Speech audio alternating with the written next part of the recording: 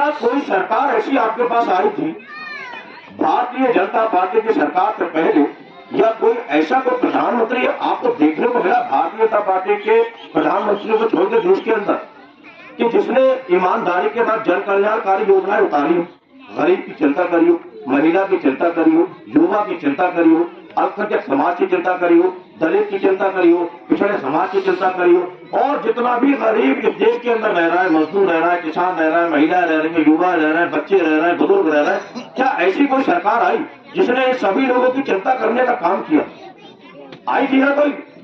नहीं आई थी ना।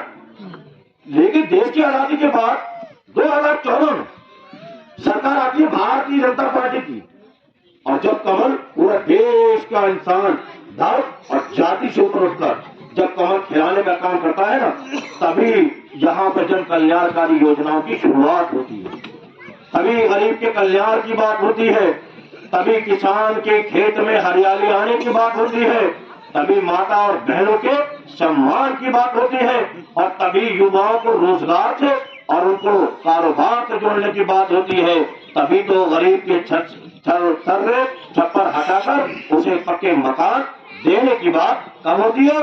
मालूम है किसी को? 2014 के बाद जब भाई नरेंद्र मोदी जी, इस देश का बेटा, इस देश का लाल, जब प्रधानमंत्री बनता है और ये कहता है 2014 में प्रधानमंत्री बनने के बाद जब इस देश के अंदर कमल खिल जाता है, क्या कहते हैं? कोई जानता है? कितने लोग बैठे हैं? क्या कहते हैं प्रधानमंत्री 2014 में?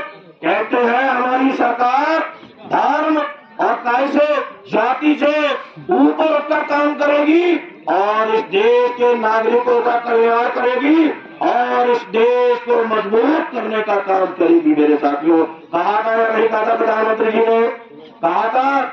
मेरे साथियों, उन्होंने कर दिखाया।